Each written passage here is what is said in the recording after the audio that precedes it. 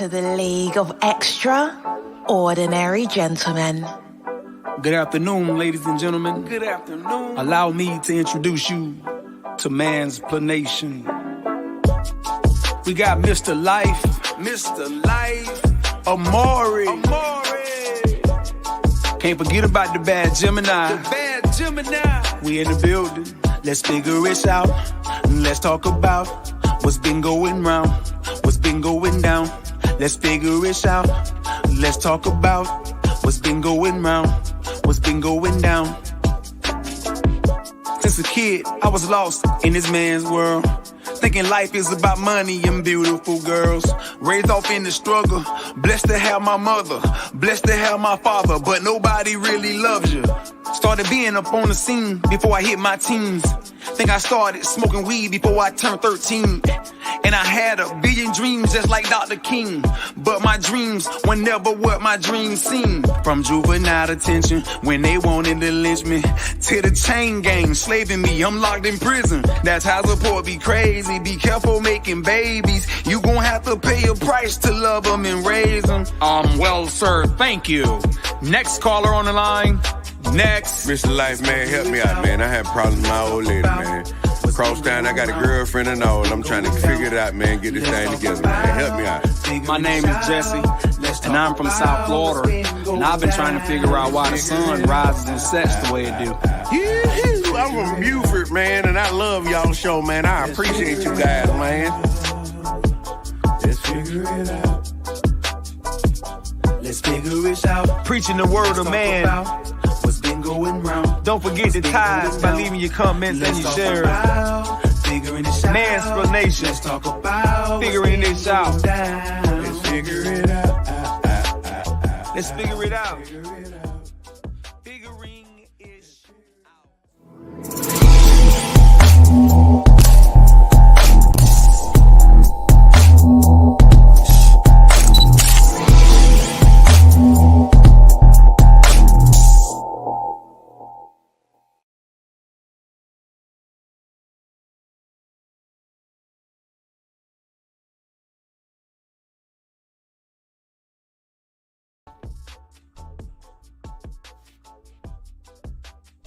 All right. We are live. I'm not sure what's going on right now with the music. So if you hear the music, let me know. This is how we supposed to be starting the show right here. I had to get everything going first. Let's get it crunk up in this thing. This is Figuring It Out, and we are live on the set. We got Minister BGS, and man, I'm messing up my music already. Can we get that podcast vibe going back? There we go. Where are my other two hosts at? Where are they located? Oh, we have Minister Amari. I'm right here. Where is BG? Is he around? Is he anywhere in the? Because you all know we are Gemini Struggle, streaming all over the internets. There he Geminis go. are never on time. So Never on time. And we already have 10 people live in the building. I think that's a world record for us starting off the show. I remember those days. Okay. So we have BGS inside the house. I am your host. Let's jump right into it. Welcome to Figuring Ish Out on Mansplanation Network Ministries, where we don't claim to know everything about all things, but we try to figure out some things about most things.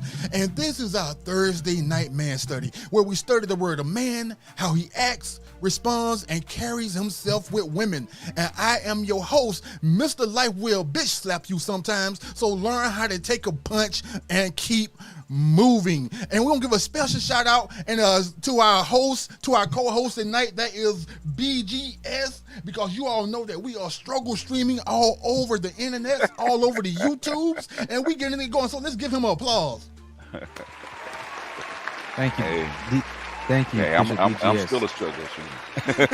I'm struggling right now. I'm gonna have to leave. I'm gonna let y'all handle this. I'll be right back. Me and you two fight all the time, so I'm a struggle streamer too.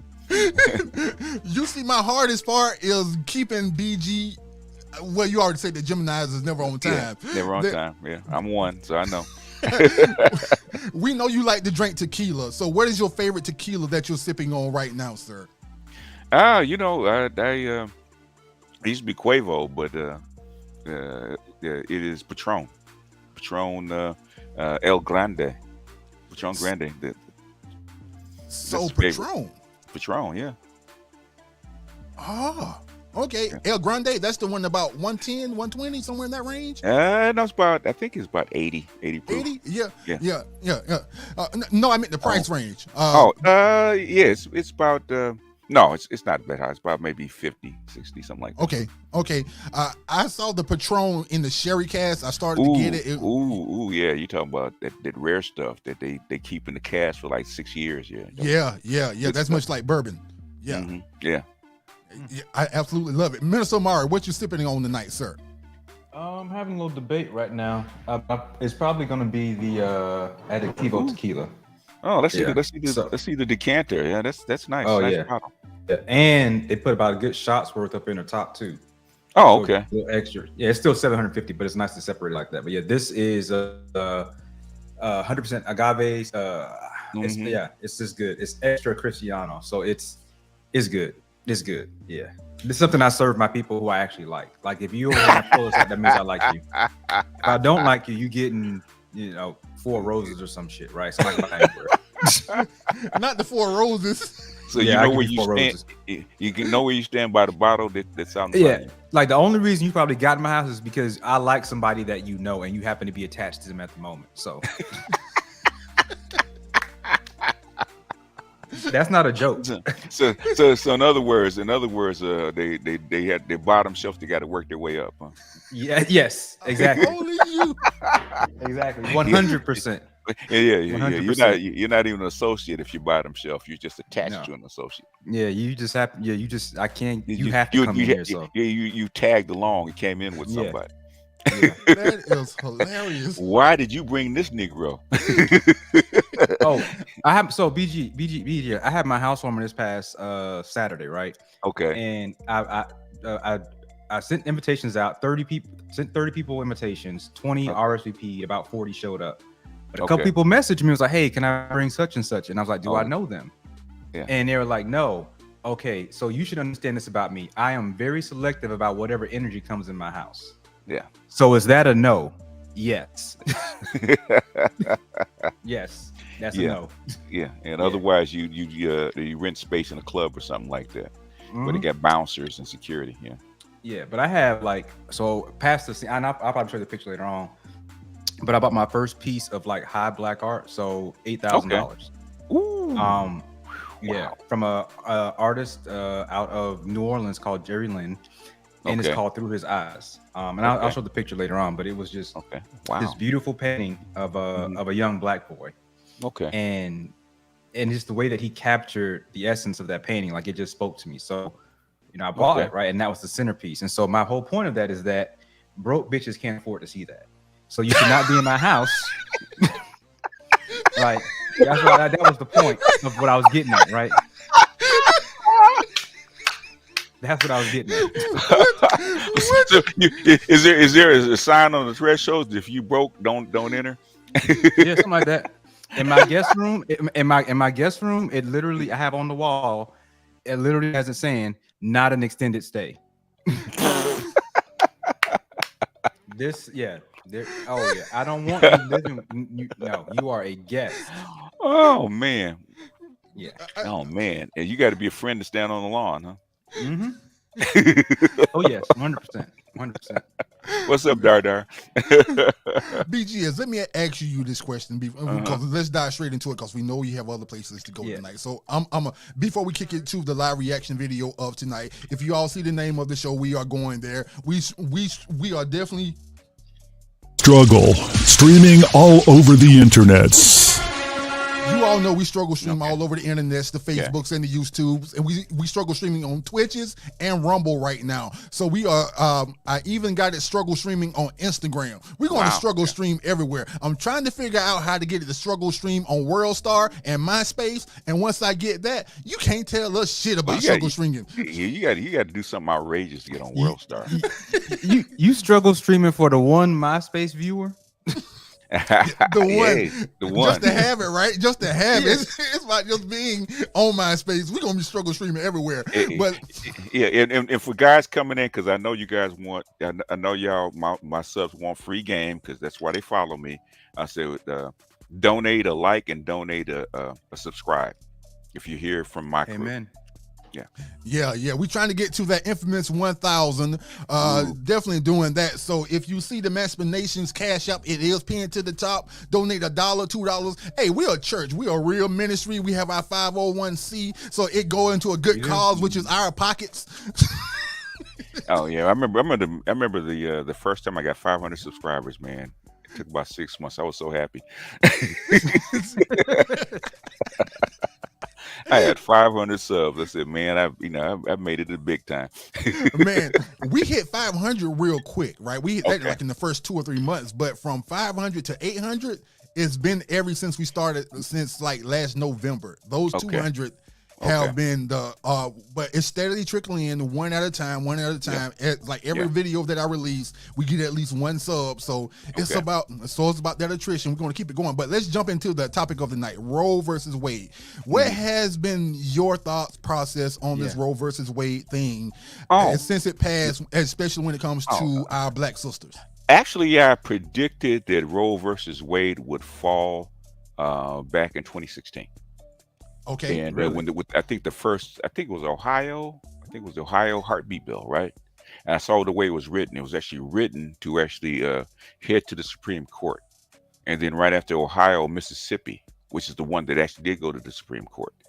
And so I did some research, and I said the only reason that they're setting this up for a Supreme Court challenge, a Supreme Court fight, is because there's not enough white babies being born. And so basically what you have is white women and the fertility rates being at between 1.5 and 2 since I think 1968 or so.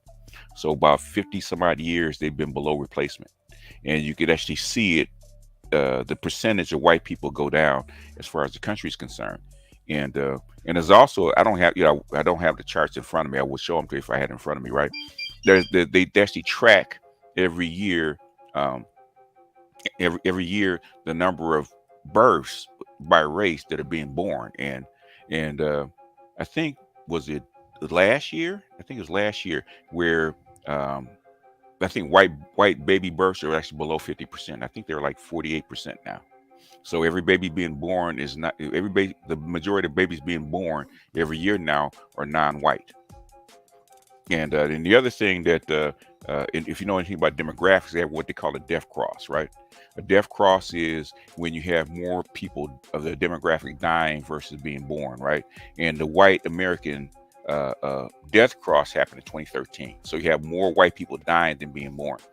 So eventually they're going to have to do something to kind of patch this up. So the easiest one is Roe v. Wade, because I think it's like white births. I think it's like white pregnancies are actually terminated. I think it's like 35%, almost 40% of white births are being terminated through abortion. Whoa, you mean out of the entire U.S. population? Out of babies being born. No, out of babies being born every year. I think for black births, black pregnancies. Okay, I think because I had to split. I think it was 41% were being born out of wedlock. It was like 18% being born in wedlock, and I think it was like 41% being terminated by abortion. And we're not really. I don't think they really count the Plan B. This is just medical procedures. So if you want to bolster your fertility rate because you're not having enough babies, the easiest way to do is put a restriction as much as you can on abortion. Now, I calculated if they could eliminate like 20 to 25% of the abortions, their fertility rate will actually go up closer to replacement, which is what they're shooting for. And Texas has already proven it. They had a bumper crop of babies being born right after they enacted the heartbeat bill. And when was 2021 that in Texas? 2021 they had a record heart birth rate. In fact, go ahead. I was say, do you think COVID could also be a reason for that too? Right? No, 'Cause- no, yeah, no. so not Actually, in COVID. 2020, you had less babies because less people were fucking. So you're not getting together to get pregnant. But yeah, True. not getting ready to be pregnant. But the thing is, right after they did it, the very next year they had a bumper crop. They had a bumper crop of babies being born in Texas. So it proves that if you restrict it, you're not going to get everybody, but you get a big enough percentage to actually increase your birth rate, your fertility rate. Wow. So the basic concept is because of the white race is declining. Yes. They need a massive injection Yeah. of people to come in and actually make sure that they could keep going forward. Do they do they consider all the European countries as being a part of that number, or just the American population? In fact, the European numbers are worse than the American numbers. As far as if you're counting white people, right? It's even worse than American numbers. I think the two lowest fertility rates in the world is Italy and South Korea. Italy's at 1.1 births per woman, and I think South Korea is the only one that's at less than 1. I think they're 0.98 births per woman. And Wow. and basically the stabilization rate, in other words, the equal fertility rate, replacement rate is 2.11. So if you look at Europe, Germany's 1.3, 1.4, Great Britain's 1.5, Sweden and the Nordic countries are like 1.5. Eastern Europe is like 1.4, something like that. So when you say 1.5, is that saying for every 1.5 people that die, one person is being born? No. In other words, okay, replacement rate, right, is because women have to have 2 babies to replace herself and the man that she's with, or the male counterparts. Okay. Men don't have babies, right? So she's got to have 2. She's got to replace herself and a man. Okay, as far as body's concerned, so that's 2. So, and you have an attrition rate of 1.1 as far as babies dying. So 2.11 is the stabilization rate, or the equalization rate for replacement. So anything below 2.11, you start slipping, and your population will start to decline. Interesting. Huh? I never heard of that before. Yeah. It's basic demographics.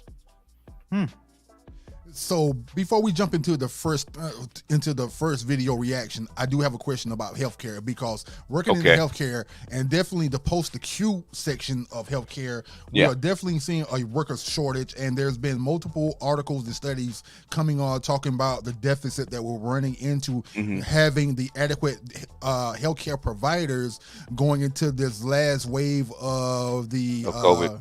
The baby boomers. They don't have enough workers. They don't have enough workers right now. And what the hell is going on? We up to 66 people and no comments? Oh. Yeah. Oh, yeah. There's no comments? Okay. Y'all go ahead and wait. No. There's 6 comments. Yeah. That just... there's not enough comments for the amount of people in there. They'll get loose. They'll get loose. Don't encourage them. They'll get loose. But the thing is, donate a like on your way in, because we want to, I'm here because I want to help them with their algorithm, because I'm trying to help people just like I was, okay, when I was struggling, just like them, and I want to help them out, and as much as I can. So while you're here, can you name some other channels, some other small channels that's struggling, trying to get somewhere, sir? Okay, so that we can give them a special shout out. Okay, the other streamers that are struggling, I mean, I got a bunch of them, like Dr. Anwar Dunbar in his health channel, big discussion, 76 channels, sports, entertainment, health. He's one of the guys to help me with the COVID thing. You got a couple of guys who are actually doing well, like the Roger Report, right? He was a struggle streamer, but I think he's at like 2,000. He's at his channel taken a couple times. Okay, I've actually watched. I've watched the Roger Report, and I just spelled that completely wrong when I'm putting it in there. Yeah. But the thing is that what I try to do with especially with struggle streamers is The sub count is important, but thing is, the biggest importance is engaging with your audience. And Roger does a good job. So he might only have like a couple thousand subs, but he gets like 150 people on a live stream. So that's pretty good for a struggle streamer. Yeah, that's right. So he only has like 2,000 people. Yeah. I actually looked at it. I've looked at somewhere close to about 100 odd channels, especially the ones that actually have their numbers up. I've been tracking that, and I found out from my personal digging into this, you usually get about 0.5% to 1.5% of your total sub count. Right. Some people get to the extreme up to 2 to 3%, but typically about 1.5 for a live stream. Only person that I ever saw break that on a religious basis, well, right now is us. So something's definitely wrong. I think we're being spammed right now. I think there's certain channels you know that you may be blacklisted because I think I stayed between 36 and 40,000 subs for like 3 years because they were just unsubbing my subs. So there definitely is they have done that feminist element in YouTube. Yeah, they have done that. We've lost because I do track that. We've lost somewhere close to about 25 subs from the time that we started. At one time, we lost like 12 subs. It was like a straight drop off the cliff, right? And then it was a straight. But like every 3 months or so, we lose at least 2 to 3 subs. Yeah. So I go out there and look. I track all of that stuff. I'm always looking. Man. And I was losing like 300-400 subs a month. So. Oh man, gives a whole new meaning to it. I mean, my you know, ever since I started, man, I would lose at least, I'd gain so many subs, but I would actually lose like between 300 and 400 subs a month, every month. So, that's a hard push. I feel your pain, yeah. All right, BG, you got something to say since you've been gone? You've been struggling tonight, sir. Well, what happened was I was preventing future difficulties, so I took extra time just to knock some things out because I know they were coming. So when I saw what was kind of low income like, credit score bullshit statement is that? You read between the lines, sir. Read between the lines. There's an N word. That's the one everyone's thinking. That's what we're thinking right now. It's all with N and with God. And it's been rigged, and we're good to go. Hopefully she's not female. No, I'm free to roam tonight, guys. Don't do me like, look, this is the problem when you have two Geminis on here. See, BGS likes to feed the ignorant bad side of me while he gets to be all astute on here, intelligent and provocative. And then I'm the one that's on here acting ignorant. You the yin and yang, baby. I'm the good twin today. Gosh, dog it. That's why I got the shades on. Once you on here, I said, let's start with shades. That's why they call you bad Gemini, man. You represent the evil twin. And it ain't good at all. I know. What I'm missing? What y'all talking about? All right. But yeah, go ahead. Yeah, but you were saying something about healthcare. Like Yeah. So healthcare, we are experiencing a tremendous shortage when we're talking about on the healthcare front, especially inside the post-acute, because the post-acute is very important because mainly we deal with people 65 and older. And right now we're running a shortage across the board when we talk about LPNs, RNs, CNAs. Everybody is quitting or going somewhere else. There was always a shortage, but since COVID, it's gotten even worse. And they have predicted that they are not going to have enough doctors or ARNP, so they're changing laws and legislation trying to lower that bar and lower the cost to get more people inside that field. From one of my personal beliefs, I think that the reason why they're doing that is just the front load to get more people going that way. Because if you birth enough people to take care of some of these old people going forward, maybe 18, 19 years down the line, you might have an adequate number there going on. And I'm definitely thinking that we being spammed. We never got to 200. I'm gonna just put it out there. BG, did you share this with somebody? Okay, I did. I shared it on my main channel. So okay, all right. And they know we talk about Roe v. Wade.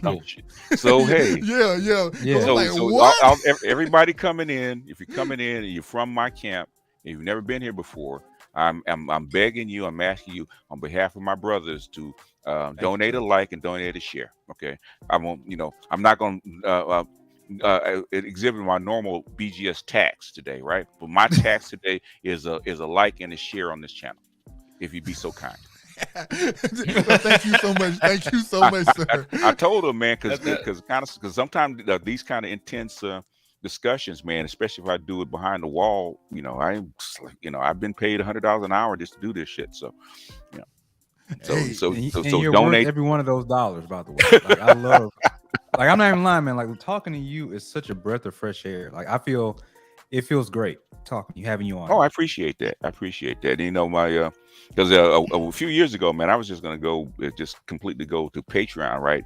And my good brother, my Gnostic brother, Dr. Johnson, said, "Man, you know too much, and Black people need this information, man. So don't do that, man. Keep it public."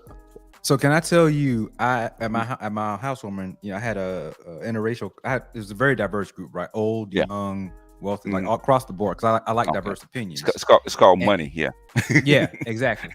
Yeah, like when I say I got a gift basket of alcohol. Ooh, like a gift. my nigga. I can go get it for like just a gift my basket nigga. of alcohol. Yeah.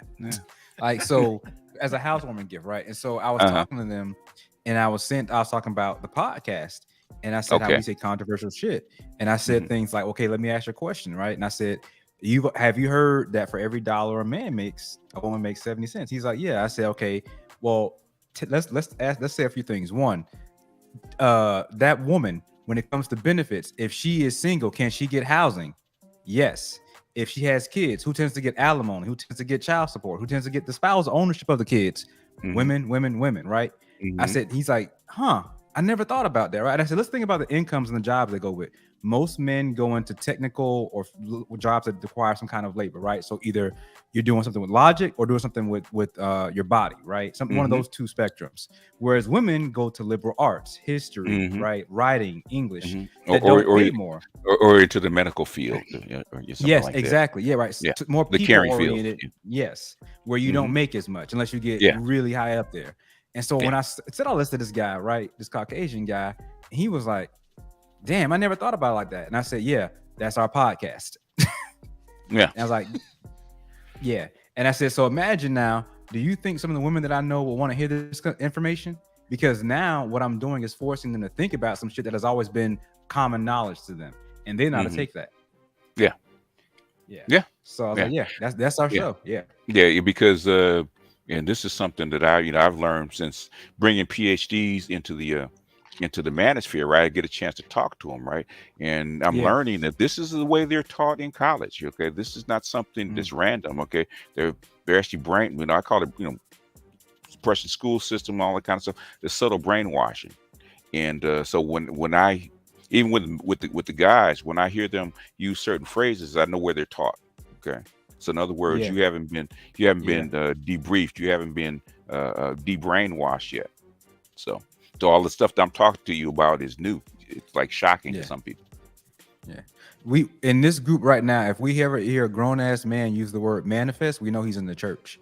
Because there is no reason for a grown man, unless he's in the shipping industry, to use the word manifest.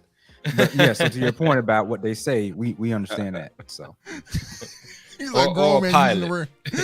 Or a pilot. Wait, or what? Or a pilot. All right. It's written on the manifest. All right, so we got 1 hour, so let's jump into the first reaction. So tonight's show, you already saw why women choosing to sterilize, and we're going to have a conversation about that. Why are women why women are getting sterilized? Since Roe v. Wade leaked not passed, women went and got their tubes tied. The outlash was fast and swift.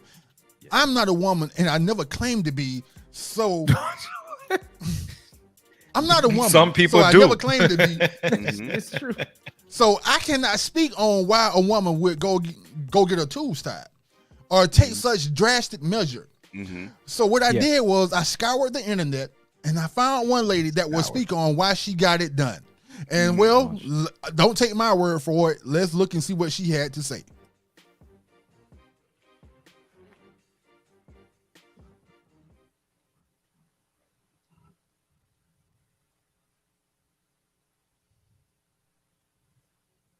Not long before this hit, what did you tell her? Yeah, in anticipation of this law being overturned, a couple of weeks ago, I was voluntarily sterilized. I got my fallopian tubes removed because I know I don't want children, and I'm doing everything I can to make sure that doesn't happen. But in the case that it does, I don't have bodily autonomy in that case. So I took bodily autonomy into my own hands and took care of it myself. What was it that made you said, obviously you were impacted by what's going on here, but what was it that was the final straw, and what's the reaction you're getting from those folks? The final straw was the leaking of this being overturned. And the reaction from people are excited. Most people are pretty excited because bodily autonomy has gone away from women in the United States. It's states' rights now, but what's next? No birth control, like I had to take advantage while I had the chance. Why did you come out here? So, BGS, my question is to you. Since this has happened, do you think it's a drastic measure to take to go get your tubes tied or taken out altogether in the move to actually combat this Roe versus Wade? Yeah, if you don't want to have kids and you're having sex, yeah, you're gonna have to do something, you know. Yeah, and black women notoriously don't like to take birth control. So, black women actually use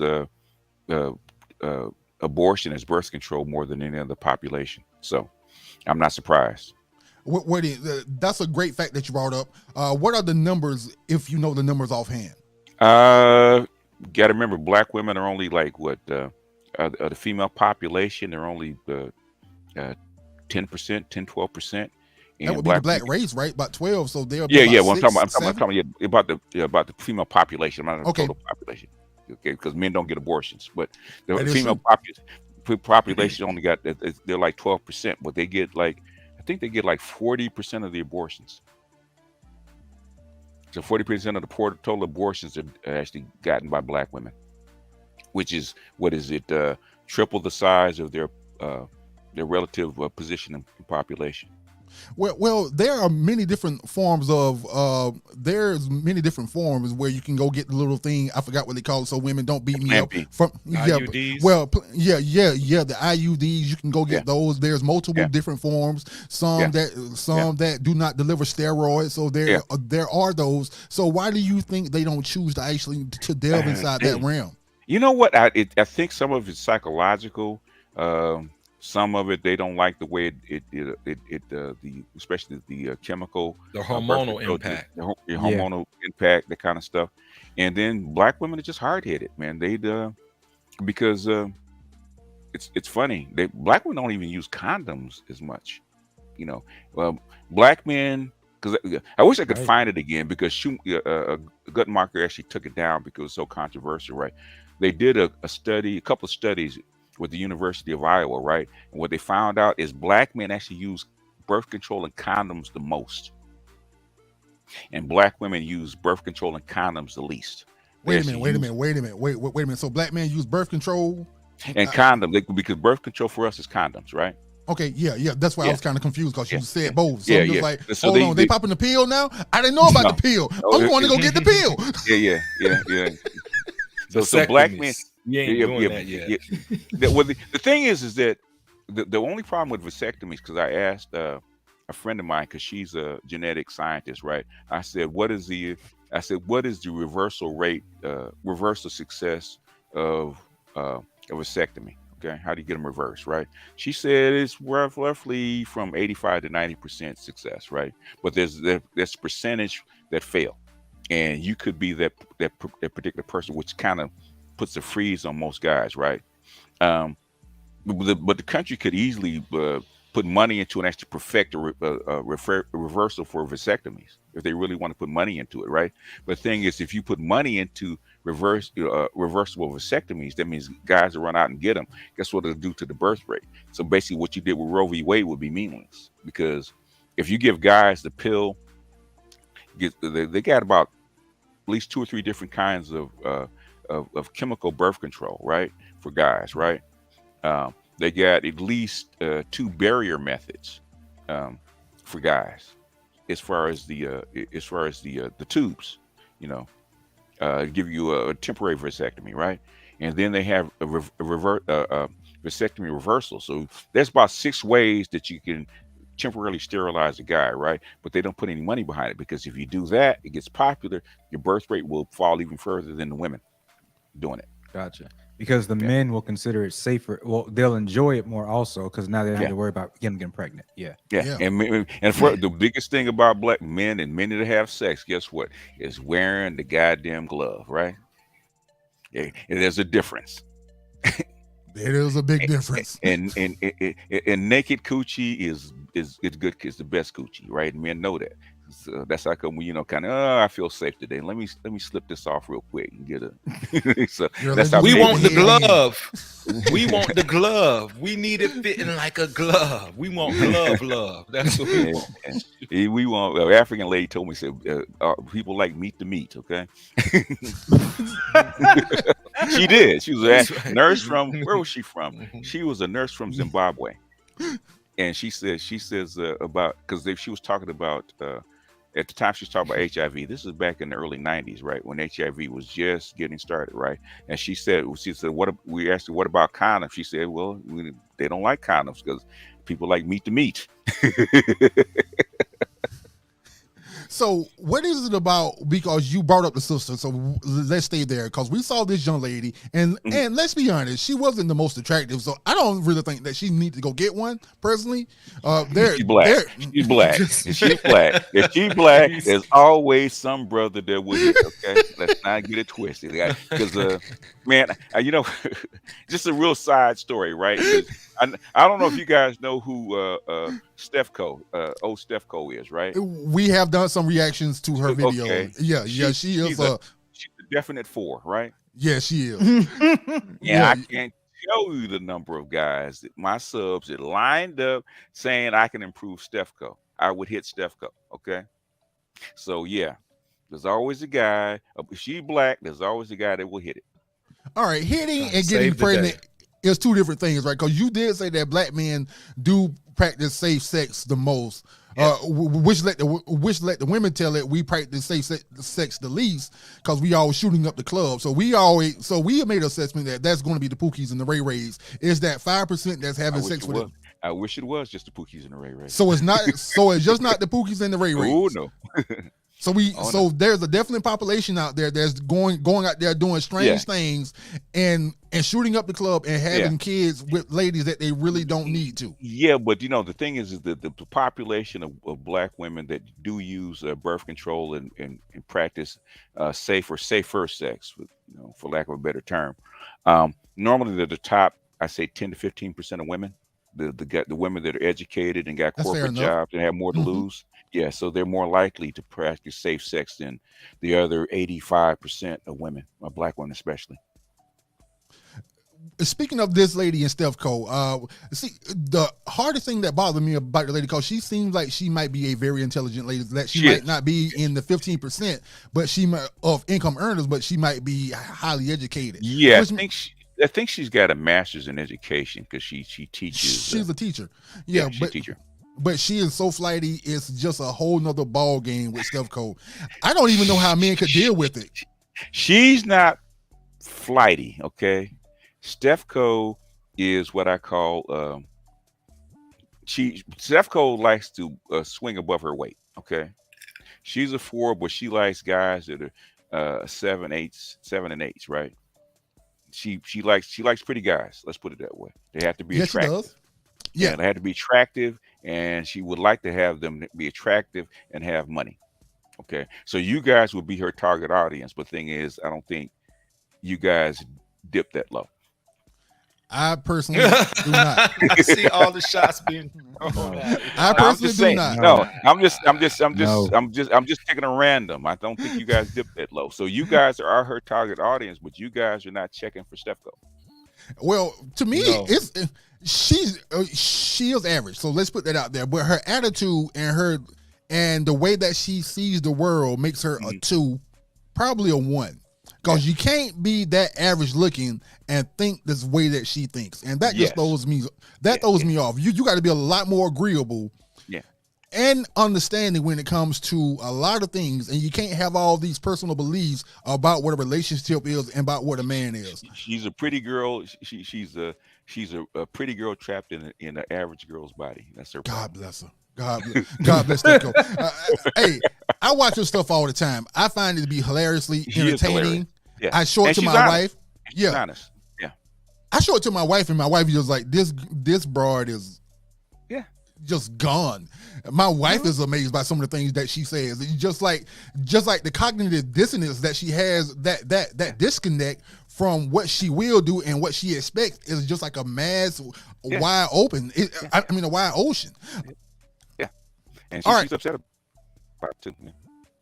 Minister Amara, you had a question for Bishop BGS because you've been so enamored. BGS, why do you do him like that? I think he has a crush on you because every time you come on, he goes full throttle when you are not around. As soon as you come on, he just sits back, relax. He pull out a blunt, start smoking. You want to know why? I am too intelligent. That's the problem. All right, that is the issue. This is not a joke. This is not a farce. This is my problem, right? This is the reality of the shit. I have BGS. If you saw my fucking library, all right. I have a modern art bookcase that is in the center of my home. I have 2 dining rooms. Yeah. All right. As a matter of fact, let me just share some. Maybe this should have worked. Hold on. Well, here we go. The narcissist. Are you about to take your mic and walk? Hey, Amari, I know your problem, right? Because I have let's just keep it under control, right? And you actually BGS, you breaking up. Can you hear me? Am I breaking up still? It's tight. It's stuttering a lot more than I am right now, so it's stuttering a lot more than me, which is bad. Okay, all right. Should I go out and come back in? Yes, sir. Okay, all right. Let me go out and come back in. It sounds like you're shooting a Uzi right now. Yeah, it does. Okay, okay. Let me leave and come back. All right, so I thought that was me for a second. I was getting ready to share my screen. I thought it was me when I said share. We don't need you doing this. Let's wait for BGS. You trying to do MTV Homes. Like you trying to give us a full, like that show ain't been what it was. MTV Home. That he going back to like MTV the early Cribs. 2000s. MTV Cribs. Cribs, yes. But you're homes because you're bougie. I want to say cribs, but that's for regular folk like me and Pastor Life. You bougie. It's like, welcome to MTV Homes. Like what is this? KP, I got you. It's cribs. Look, he bougie. Welcome to MTV Homes. So BGS is about to jump back on. Now, okay, let me ask you a question. With the Steph code though, like BGS, you back, sir? Okay, am I better? Oh yes. Yes. Yeah. Okay. Yeah. So, real quick, I want to see if this shit actually works. But this is what I wanted to show y'all, right? This is That's nice. That's nice. Yeah. So this is my conversation room, right? Okay. Is he bragging on a live stream right now about his house? Motherfucker, yes. Nice. This one got that pastor. I know it's not finished yet because I see where it's going. Yeah, it's not no, it's not finished yet. Yeah, but this is where we sit down. You get you some. Well, I don't smoke cigars. So I smoke something else. We have that. We have some whiskey. So the bong sits in the middle, huh? Yeah, you could. Well, I have more than that. Let's not just. Okay, all right.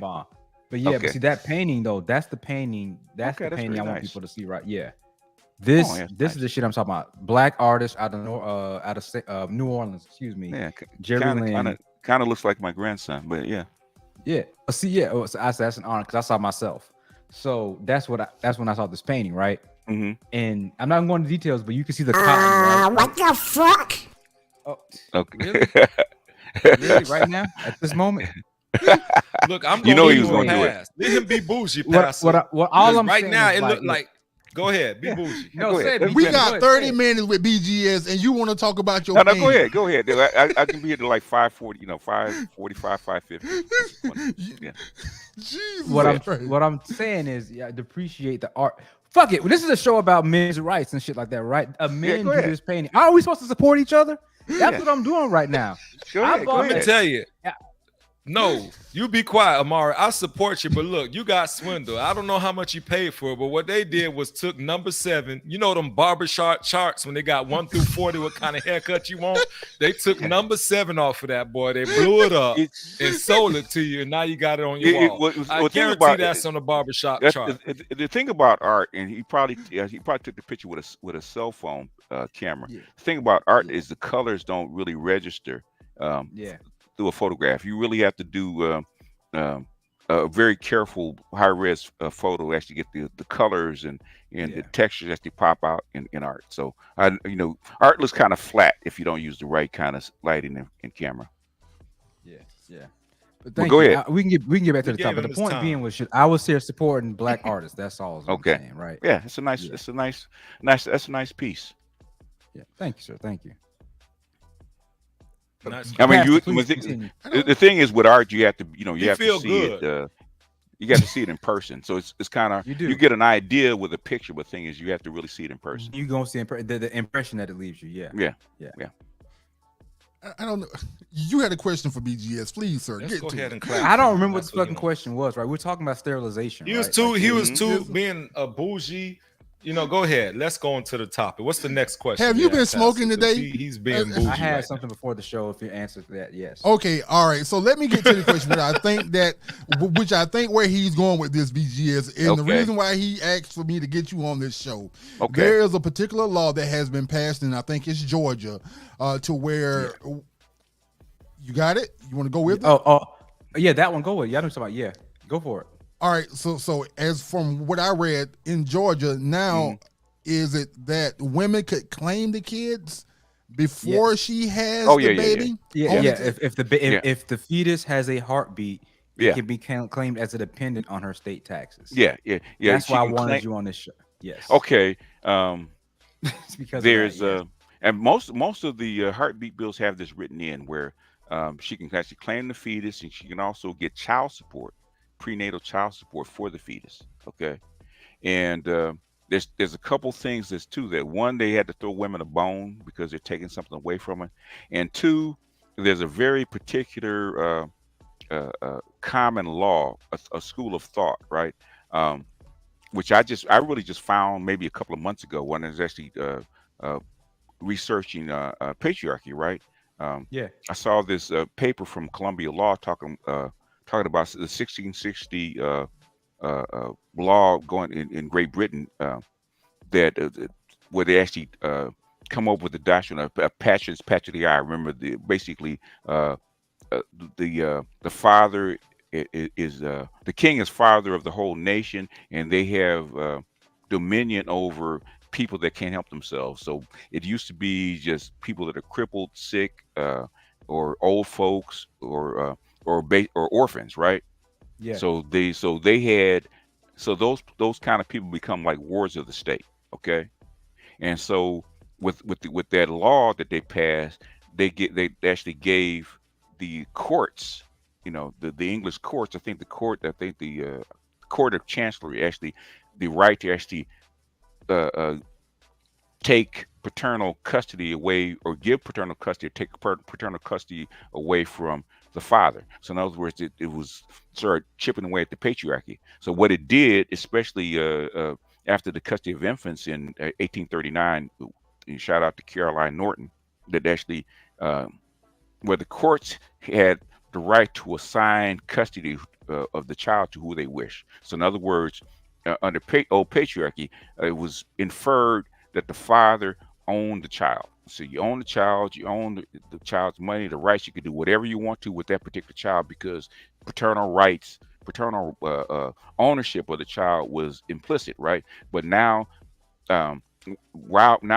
since the Court of Chancellery and Patries Patriae, which is the law of the land in the West, and also especially in the United States, okay, you don't own the kids. The state owns the kids, and the state determines who gets custody of the kids. So even though a woman gets pregnant and she has a child, once the court says this is a child, okay, the child becomes a ward of the state. And so now that child, the state says that child is a ward, and the child is an actual person. At however many weeks, it's determined that it becomes a child. That's like when she can't abort it.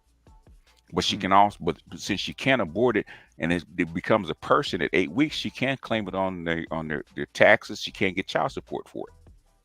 So in fact, there's a federal push, I think it's among Republicans, to make it a federal law that a woman can actually apply for, if she wants to take the paternity DNA test, prenatal paternity test, she can actually get child support going back to whenever the doctor says that the baby was viable. So in your Oof. so in I your don't know. opinion, I don't know if that's too much No, that was enough. In No, your opinion, that's a good point. sir, in your opinion, do you think that law goes too far, or you think it's just right for putting men or holding men accountable for that child while the woman is pregnant? The reason I think it goes too far is, according to Patrons Patch the Eye, right? In other words, awarding custody, right? They made women the automatic, in the best interest of the child, the automatic guardian of the children, right? Under Patrons Patch the Eye, okay, those are actually paternal rights, and a father's rights supposed to supersede female rights as far as guardianship. And I think if you're gonna hold men to a patriarchal standard, right, which is you're financially responsible for the child, okay, then he should have custody of said child. In other words, you can't take away his paternal rights and then charge him for it. So I think all child support goes too far. Okay, unless that father is actually, it should be the other way around. Like, now you're the one that only lose custody if she's a fucking wreck. Okay, Yeah. it should be the other way around, because that's the way it was in the early 19th century and going before. Basically, the father had to be a fucking wreck, a fucking lunatic before he actually loses his paternal rights. Okay, and those are still paternal rights, and I don't think men should be charged for paternal responsibilities without first choice of custody. That's where I feel. But the thing is, when it comes to the state, it doesn't matter, and because I'm a structural realist, right? And basically, the needs of the state come first, and whatever rights you think you have are secondary. If they need babies and they need to fund babies, they're gonna make the women have them. They're gonna make you pay for them. So what do you think men need to do in going forward in order to combat this, if there's anything that can be done? Guard your seed. Because go ahead. I'm sorry. Well, I'll say so because PGS, you're saying a lot of this is because the birth rate for Caucasian people was on the decline, right? Yes. Oh no, it had been on the decline. Yeah, it's been on the decline. So what if someone said that? Well, what about immigrants, right? Bringing more immigrants in to fill that gap. What would you say to that? The thing is that by bringing in immigrants, that's a short-term stopgap, right?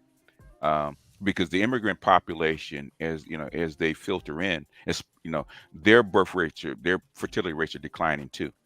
So if you look at where they're pulling people from, okay, the only a couple of places where there's a positive positive fertility rate, and that's the continent of Africa, and that's parts of the Middle East and India. Okay, so if you look at Latin America, where you normally pull from, their birth rates are underwater too. Their fertility rates are underwater. So you can only do that for so long. It's part of that, talk, like, because I look at the stuff we eat and the lifestyle we live. Like, there's so much entertainment, so many things you can do that, like, babies are kind of seen as like it's a burden, right? Back in the day, it was like more a privilege, like a woman felt there was fulfillment in saying I'm a wife or a mother. Now it's like a whole icky situation, and they kind of like dismissive of it, and it's like, I could, or it's like I have time, right? Because all these infrastructures have been implemented. We'll freeze your eggs. And to your point earlier too, because it's interesting. I'm honestly, there could be a class action lawsuit, because if you think about it, not every company does it. They're willing to pay for surrogates, willing to freeze eggs, but then when it comes to like vasectomies, they don't sponsor that. And if there were a group of men to rise up and say, hey, look, we feel like we've been excluded, y'all have all these birth rights provided by the employers, and y'all don't give those same rights to men, then we're being discriminated, right? Yeah. And then go ahead. And then one quick thing too, also with your earlier with the Georgia, because me and my girl were talking about that, and that it makes sense, because think about it, they already have laws passed where if you were to harm a pregnant woman, right, you kill her or whatever, right, like you get 2 counts. I'm just saying in general, like harm, hurt, abuse, punch, like whatever the scope is, you're getting 2 counts. So I can understand if you're getting 2 counts in that instance, then it makes sense to have a law where it's like, okay, if a guy can get 2 counts of, and this is even if it's in a car accident, right? It could be manslaughter with the pregnant woman, and you're getting 2 counts. So it's like it makes sense that they would consider that as a person as well, because they do it when it comes to criminal offenses. So I think that kind of adds balance to it. Yeah. I'm listening. No. You gotta reset me because I was listening. You know what you're saying. Where was I? I'm just totally enamored because usually Amari has a billion things to say. Oh my and God. whenever you come on, it just totally goes left. I think I'm answering his questions without him. Yes. I believe that. Yeah. I'm answering. I'm listening. Yeah. First of all, I was just told that I was a narcissist because I just showed the painting that I bought supporting Black art, and now you say I'm not saying you're a enough shit bougie. because No, he is bougie. Yeah, he'll admit that. That isn't a given. Like, fuck. Like, do you even know what axiomatic means? Have you even looked it up? Like, look it up. What? Go ahead. He's an engineer. He should know. Yeah. Like, look it up. You're an engineer, right, Bad Gemini? No, let me tell you. No. You know what I work at? Okay. No. That's a whole lie. See, the gift of gab. My background is PR, public administration. Okay. And that's what I do. So it's gift of gab, and then I deal a little bit with money, but not real fuckboy qualifications is what he's saying. Hey, well, I'm long retired. Anybody that sells or deals in the public realm should be good at game because you have the gift. You have the gift of making people comfortable. That is true. There's no problem wrong with that. You hear that? Everybody can't be a jerk like you, Amari. And the best, and I've noticed over my lifetime, the best people that actually have game are actually people in phone sales the best are actually insurance salesmen. Okay. They are really good at game. Look at Pastor. He's blushing right now. He's blushing. They are really good at game. Okay? Give me this money. That forehead is shining right now. Look at it. Give me this money. Because my forehead is shining because it's always shine, Negro. Yeah. If you sell facial products. If you want to get good at game, you become an insurance salesman for about a year. You're gonna learn game. It's a strange thing. I told that to my niece because she was up for a job, and I was just like, yeah, just go ahead and do phone sales because it will put you ahead of the pack from everybody else because you'll learn how to be more social and you'll be more quick-witted at the same time. And you'll get to learn rejection. You get to learn rejection at a high level. Rate. Yeah. Yeah. I always tell that guys, I want to learn game. I said, okay, there's if you want to learn game, outside of the physical stuff, right? We're going to leave the physical stuff aside. We're just going to talk about the social stuff, right? 2 things, right? Sales, phone sales especially, right? Learn how to be rejected. And I said, go take a comedy class, right? For 6 phone sales and comedy class for 6 months, right? One is to learn rejection, deliver a line, and hit your numbers, right? 1 rejection doesn't even count, right? In fact, a friend of mine, she does real estate, right? She says she's really good, right? She says that she says a no means not right now to her. So you say no, okay, that means call me in 6 months to her.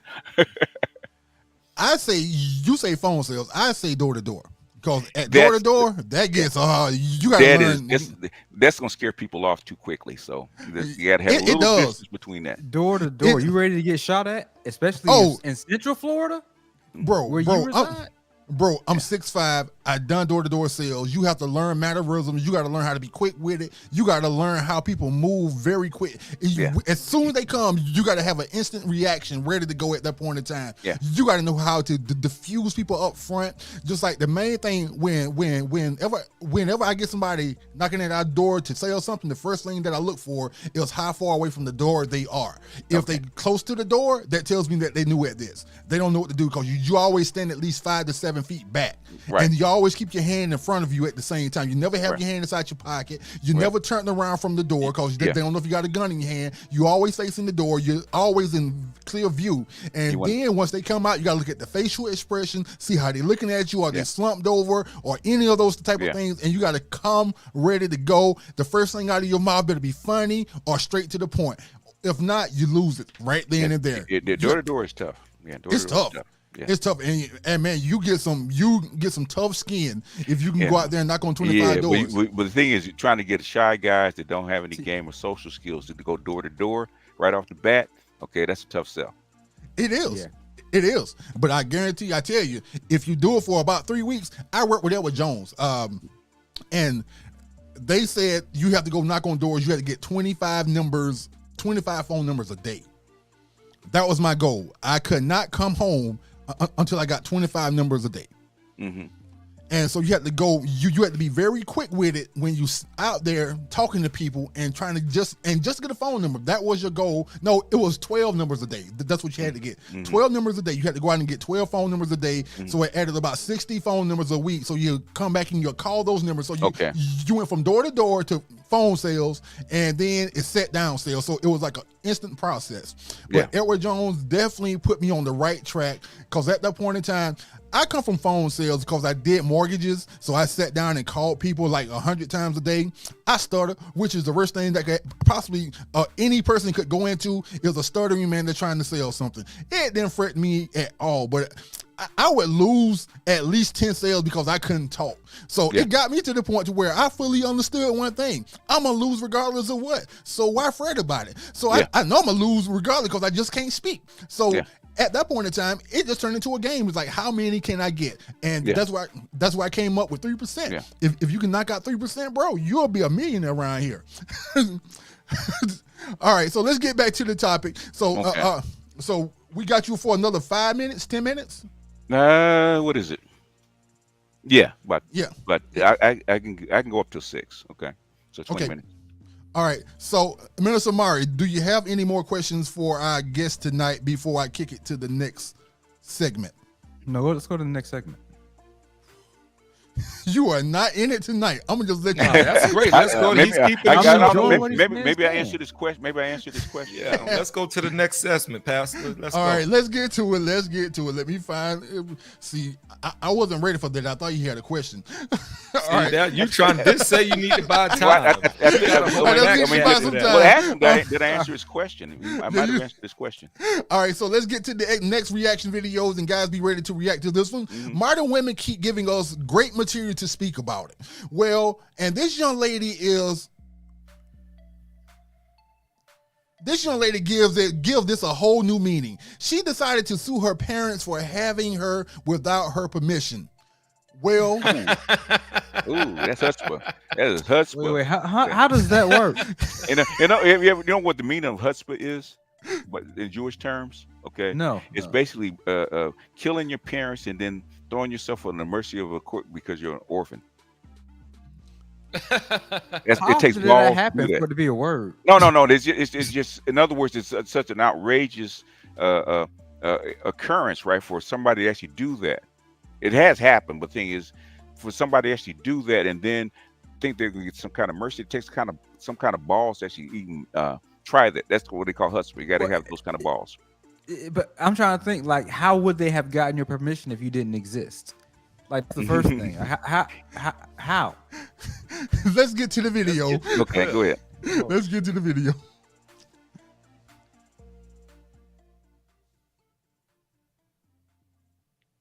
The brightest.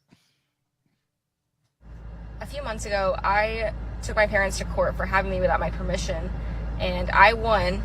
So the court ordered them to give me $5,000 a month to cover my basic living expenses. Wow. Well, they went and had that appealed. So now they don't have to give me any money, and I have to go get a job. And I'm realizing, like, I don't have any work experience or any higher education. Nowhere's paying me $5,000 a month. So how the hell am I supposed to be able to afford my bills? Like, what?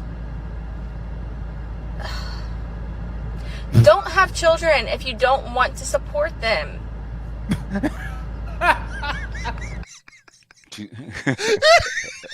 Look, let me tell you something. Hold up. They would be mad at me. She said it. That's it. That's it. You know, she's a Z. They're getting worse. Countersuit. Look, let me tell y'all, gentlemen, I would have a whole countersuit. If I'm the parents, my countersuit is, I need this back pay. I fronted you for 18 years. I paid for all of this stuff. So court, I need my 18 years of money that I fronted her, because right, they reversed it, so she ain't win it.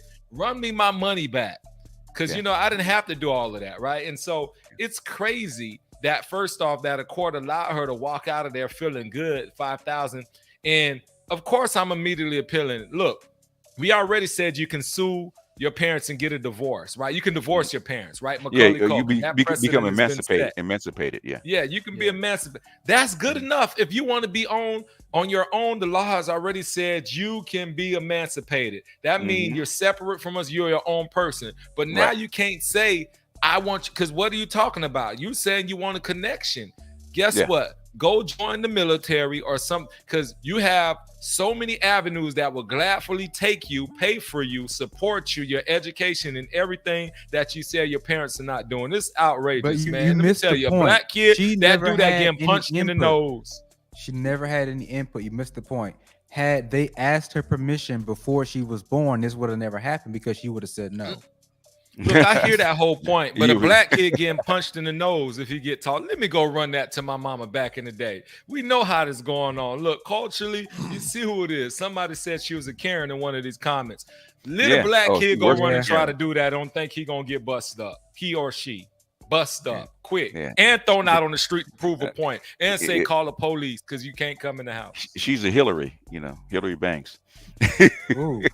He went the mixture, the hybrid. Oh goodness, that's a hybrid, because she was like ditzy and black, right? So she's ditzy and white. She's a white Hillary. Jesus. But the thing is, I think the point is, I think I was actually make this earlier, right? Children are actually born for labor, right? Human resources. Yeah, farming. Okay. Yes. Yeah, farming, right? Farming until the Industrial Revolution, when they actually had more machines and they actually didn't need children in the factories anymore. That's when the labor laws came in. So basically, the labor laws are actually ending child labor didn't happen until the 20th century. But before that, children are actually necessary because they're actually labor. In fact, I saw an old video of a 3-year-old chimney sweep in the 20s. They had actually video of a 3-year-old child doing sweeping chimneys. Yeah, I think BGS, it was in New Jersey. Yes, sir. So here's my thing, right? Do you think there's a large segment of the black community that hold up, Pastor? Why are you laughing? No, why are you laughing? You look so lifted right now. You look like you're feeling really good. I really literally look like you was about to go to sleep as you was asking that question. You just lean back, your head was just like BG looked like the question. BG looked like he about to get cut. He looked like he got a glass about to come at his head at any given time, so he got to stay on the alert. Yeah, he got the Panther shades on. He keep looking up, just like, please don't let her throw a knife at me. Please don't let her throw a y'all glass gonna put some respect. Y'all gonna put some respect on me. Let me take this off, man. Look, y'all disrespectful. Can we let this man get his question? And because BGS, we only have him shortly. Stop okay, it. Mark, get your question. No, I just want to say, like, because in hearing you talk, right, your education gives you a long reach when it comes to memory, right? But I feel like black women, especially Christian black women, have such short-term memory. Like, I mean, long-term when it comes to men, right? But everything else is very short-term, right? Like I won't. So some of us have been married to ministers. Okay. I'm not one of them. I married a hoe. Right. So that was my experience. It's kind of hard in the black community not to marry. It's kind of hard not to marry a hoe in the black community, but that's without that's because you do want experience, right? You don't want to marry someone you have to teach everything. Reformer. Yeah. What's your question? Yeah, the question is right. So yeah, the question is like, I think the selective memory. I think black women when it comes to men, it's not selective. When it comes to men, it's very long term. But when you think about like all the this church, time, we told them to get it out. like the church, right? Think about this shit because the church is celebrating this, right? The church is celebrating this as a victory. Yes. But I know there are a lot of black women in that same church that are not. Yeah, no, because that's the get out of jail free card. Yeah, exactly. Yeah. In other words, you know, in case of a mistake or in case I slip up, in case, you know, I'm banging BG or Pastor on the side and I don't want to explain it has I happened got to before. get out of jail free card. Yeah. Both of y'all did plug ministers. BGS, before you go, because he's on a different course. You wanted me to speak. I'm speaking on him real quick. Now go ahead and finish. BGS, I got one question before you left. Had that woman won, the young woman, the white woman we saw in the video, what do you think would be the course of America if it's now every child could sue because they didn't ask to be here? What would be our course? Like, what do you think the dynamics of America would look like in 5-10 years? Well, basically, you know, you would stop having children. You just literally stop having children. You know? I'm just thinking of all the kids that would. I would think like because like you know during tax season everyone's claiming kids, right? What if you could? What if you could sue them to get back all that tax money they earned off of you? Yeah, you cripple the black community. Yeah. Oh, you crippled. You know, you cripple all the, you know, the whole all the tax society, everything. Yeah, everything. You cripple the whole society. Because if people would stop having kids, like you said. Yeah, it would. But the thing is, it wouldn't go that far because it actually makes no sense. Okay, because you're an emancipated adult, basically.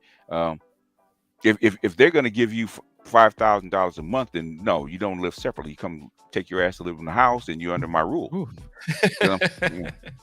Because I still have jurisdiction and guardianship over you. You shouldn't be. So if that's the case, you can't drink, you can't vote, you can't have sex, you have to you can't go to work without my permission, all that kind of stuff, because you're making yourself a minor again. And I don't think even children are willing to go underneath that. They want to they have their own mind and their own will, their own life. But if you're gonna if parents still have to pay for you, that means you're still a minor.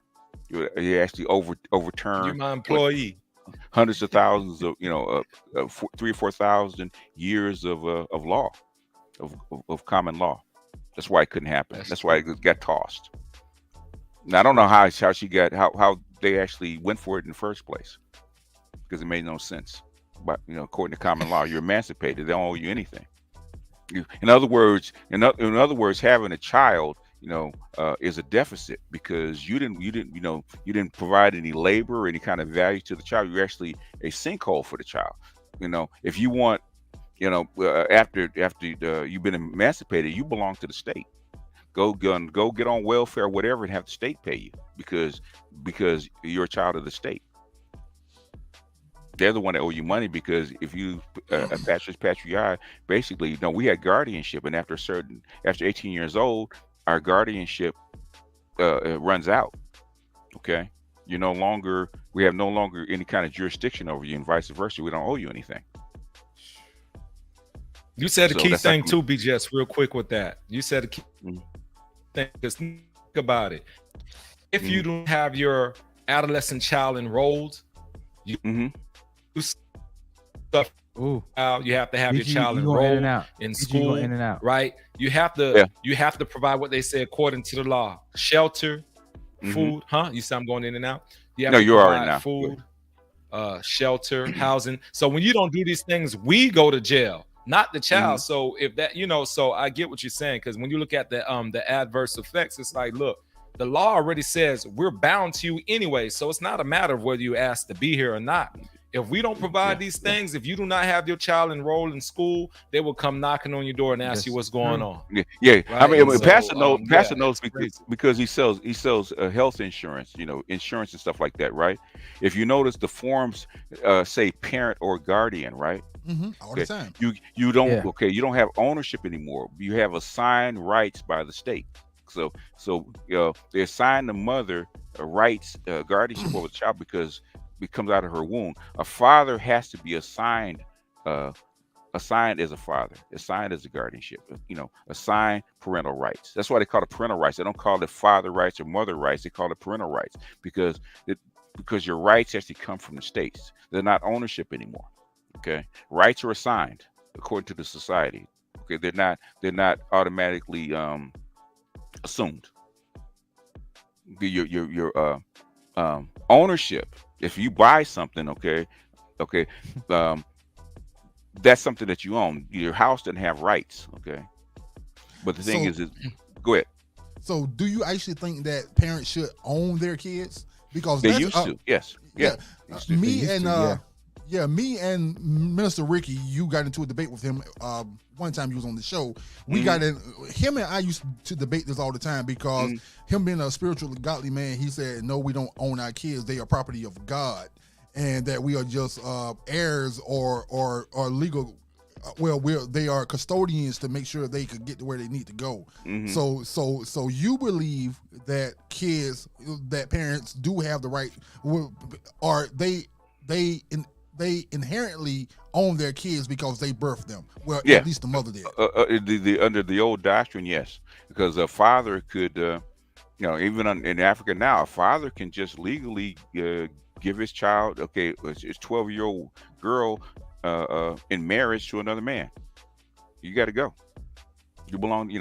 I'm transferring ownership over to him, and he's got you now because he has a legal right to actually put his against her will, put her someplace where she doesn't want to go. He owns the child. So, question for you before you go, very last question, because we know you got to go. Which system do you think worked out better for the community in a whole? The system where the family owned the child, the kids, and the father had parental rights to sell the kid off, or today where us as human beings, we get to pick and choose who we get to be with going forward in our lives, and our parents don't have that overall grasp on us. I think because all cultures adapt to the environment that they're in. Okay, the reason that this culture has evolved the way it has is because of the Industrial Revolution. Women went to work, women have their own money, blah blah blah, right? So there was a big battle about women having custody, okay, and that's where all this stuff springs from. It was the environment, the industrial social environment, that caused all this kind of stuff. So which one is better or which one is worse? It's kind of tough because in a given environment, you have to change the way you organize people. Okay. In fact, you go to the continent right now, there's a big battle going on about the very same thing because they're moving from agrarian, where the father right or even the mother right actually dominated, to a different culture because they're bringing in machines and infrastructure, stuff like that, becoming industrialized. So they're going to go through the same thing that the West went through, back in the 19th century. So you have out of wedlock births, you got fights over custody, you got feminism, all the stuff that we have seen over the past 200 years is because you're changing the environment that they're in. So there is no right or wrong. It's what fits the environment, what culture fits the environment that you're in. And I think there should be some adjustments to the culture here because you're using 18th, 17th century laws for men in the 21st century, right? And the laws that they have for men don't fit the environment. And I think that's where men need to start. Okay, if you're going to take away my paternal rights, then you can't charge me with paternal responsibilities. If the children belong to the state, then the state should pay. Okay, and so because I don't have paternal ownership of that child. Under the old law, I had paternal ownership. If you're going to strip me away from my paternal custody, then you got to strip away the paternal cost that goes along with the child. You can't give me responsibility without custody. In other words, it's like Amari, okay? He has to pay, Amari's got this Ferrari and I'm driving it, right? Because the states gave me own custody over his car, but he still has to pay the notes and insurance, okay? It's fucked up. It doesn't work. It's fucked up, okay? Ownership comes with responsibility, and that's the way it should be. So we have this mix. We have this mix of stuff that shouldn't be. It needs to be adjusted. The thing is, patriarchy, matriarchy, all that kind of patriarchy developed over 3,000, 4,000, 5,000 years. So it's an ongoing thing. So it just doesn't All come right, I out of have two more nowhere. questions for you. Go ahead. Real quick. We got 2 minutes now. I'm watching the clock. Do you think this was a blow to the whole feminist movement, or is it was just another glitch in the system? No, it's a blow to the feminist system because one, it's probably gone too far, and feminists know this is just the first step. Okay, because there's other bills that are out there that are overturning what they call the 10 years doctrine. You can actually look that up in 1896. It's called the 10 years doctrine, that assume that women have first rights over the child, first rights of custody over the child. Right now, I think there's 20 states. I'll send you the article. Just send me an email. I'll send you the article. Right. Yes, sir. Where the 2017, 20 states are actually introducing bills to where it's assumed equal custody from birth, right? So in other words, the mother doesn't get automatic custody. So you have to go to court and actually have the court assign custody to the best fit parent. So this is starting. Oh man, that's good to hear for men's rights, right? Last question, because we are up against a hard time of 1 minute. And make it real quick because I know you got to go. Why haven't this discussion, or the way that you talked about the guardianship, why haven't more male spaces been having this conversation about guardianship? Because just like you said, I've been noticing that I noticed that those on the forum, but it never occurred to me what guardianship meant versus father. And is the manosphere looking to really have a conversation about guardianship versus? I think because. And I take a couple of minutes to do this because until I really started getting involved with the academics, where you actually have to go into and actually start reading and researching these documents. Okay, I didn't know, and a lot of academics, they know this stuff, right? But the thing is, especially academics have been so feminized, they hide this stuff. They don't want you to know. So this stuff is buried into the into the end notes and the what do you call it, the links, what do you call them? Not the clip notes, but the links that you put in if you put in an essay. They were actually in those links. You have to follow. Footnotes. Yeah. Actually in the footnotes, right? If you don't follow the links of the footnotes, you don't understand. And I actually followed the links. We actually, me and Green Gorilla actually investigated the beginning of feminism, right? And it went to the custody of infants. And in a footnote, they actually talked about a paper from Columbia that actually talks about this. Okay, I would never found it if I didn't look for it. But the thing is, I've had like 10 requests for that paper because it's something that that's legal. It's common law, and the people at the top kind of know about it. But thing is, the common person doesn't know about it. But thing is, once it becomes commonly known, then you have more ammunition to actually fight for your rights. You have an argument that you can actually bring forth. So BGS, do you think we as men need to contact like our representatives, our senators, and start saying this kind of stuff? Yes. And the thing is, and this is something that Dr. Johnson says a lot. Okay. Because something I live by, right? A lot of this kind of knowledge, a lot of this kind of language are keys, right? And if you're a Gnostic like me, okay, keys get you into doors that you can't ordinarily go into, right? Because if you know how to talk this language, know this kind of history backwards and forwards, right? You actually get in and talk to a lawyer, talk to a judge, and actually argue your case, okay? Because even most lawyers don't even know this kind of stuff, because they never learned it. They were never taught. They were never taught this on purpose, because this is higher level stuff. But the thing is, you can start to have an argument that actually start changing policy. You might not get all of what you want, but you can actually start to shift the focus, especially when you go up against feminist politicians and feminist academics, right? You can actually go all the way back in history and say, okay, this is where it comes from. Okay, how do you explain this? Or how can you explain this doctrine? Did this doctrine ever change? So you can actually start to shift this kind of stuff. So if you don't have paternal rights, then why should I have paternal responsibility? And you can actually have an argument. But and that's the whole thing about the manosphere and about this kind of stuff. Because I know I've had at least 10 people. Once I actually did a video on this particular article, right? I actually had 10 people actually wanting the article because they actually want to use it in court. you got to go, sir. So I'm definitely going to let you go I because know. I have 1,000 more questions. You- But you- you- we'll bring you back again. Yeah, you had to have me back like next Yeah. week or something like that when I Yeah. have more time. Because I know Yeah. you guys. This is really complex, and I know you guys really want the answers to it. But thing is, actually the where I'm going, he actually asked first. But the thing is, I'm squeezing you guys in. Oh, thank you, sir. Thank you so much. We appreciate You that. always Go know you ahead. want to get a love offering from us. So me and Minister Definitely. Amari, Yes. you'll be getting something inside our Yeah, cash yeah, app. I'll send you the PDF of the Columbia Law Yes, please. paper, I love to read because that. it's really interesting because and in fact they talked about why the shift actually happened, right? Because in 1804 a lot of women actually had jobs outside the house and working in factories and stuff like that, and so it's actually splitting up the family, and they're actually having a whole rash of divorces, and this custody stuff actually came up.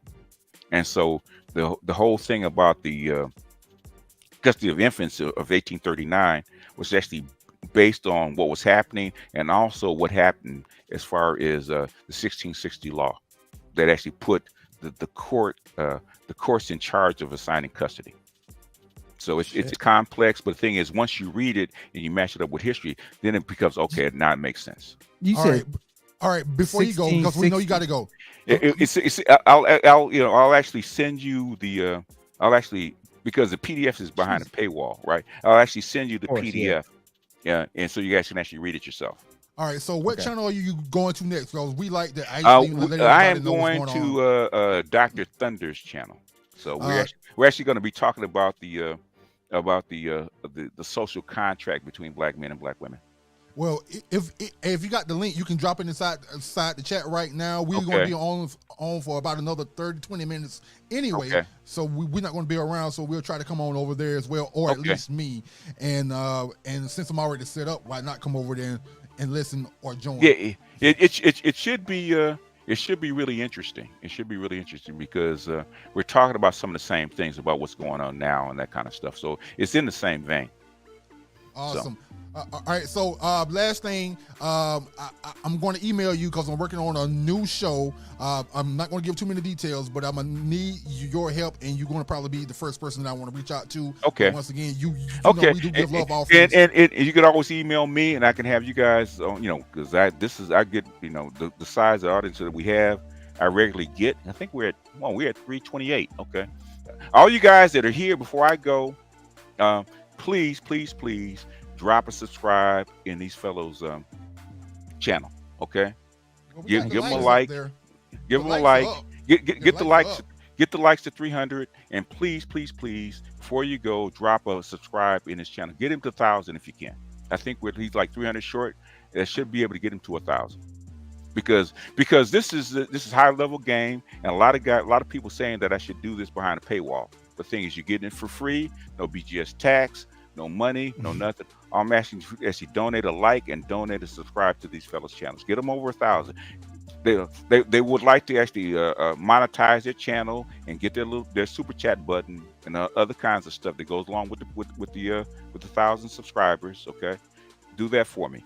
I'm asking you as a favor to me.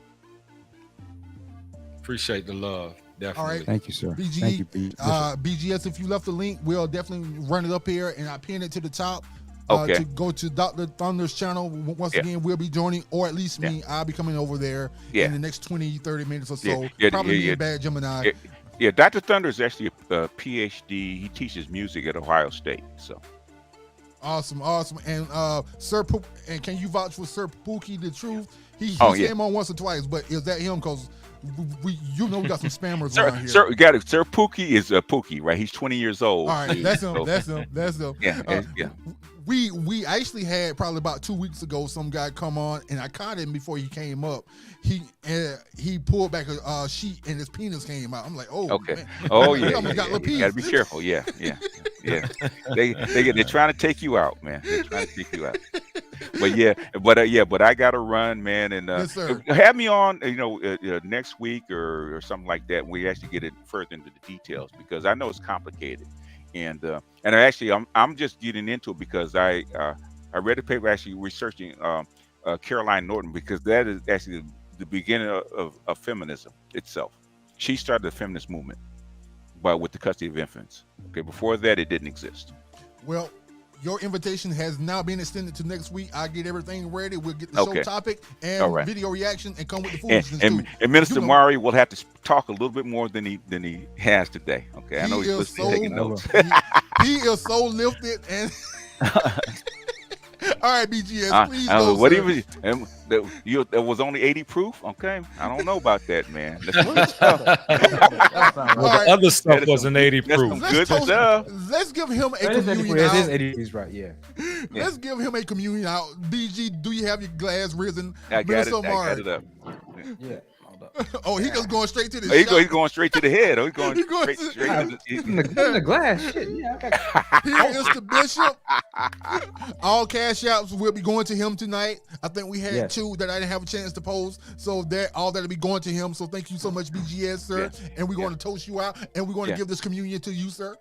Okay, all right, appreciate it. Right. Everybody, please get the likes to 300. You're listening. You're getting A1 game. Get likes to 300, and please subscribe. Okay. There go the yep. So is it? I thought we were being spam, but I know we're not being spam now. When I start seeing the spam, I know that the views are real. Yeah. Oh yeah. They want to hear this. So. All right. So you have a great night. All right. Y'all give it that love chat though. Okay, you got it. All right. Yeah. He already got it. All right. Thank you so much, sir. All right, BG, what was your thoughts on everything that BGS said here tonight, sir? Oh, let's bring up Sir Pookie the Truth.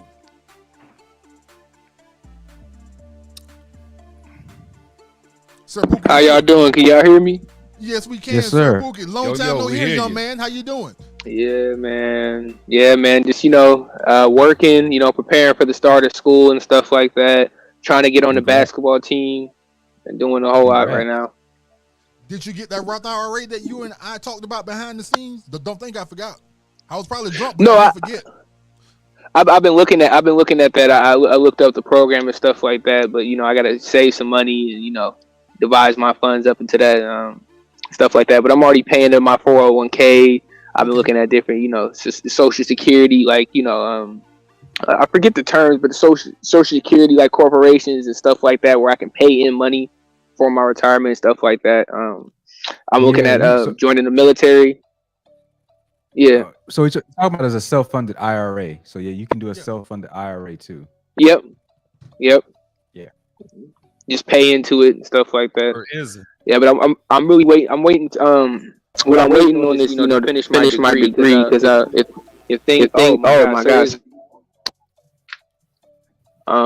But yeah, because the thing I'm hoping on is getting into Davis or anywhere in the UC system in computer science, which is looking good. I just got to get a 3.1 at least. So I think if I'm hanging around a 3.0 right now, so I'm thinking I'd push my GPA.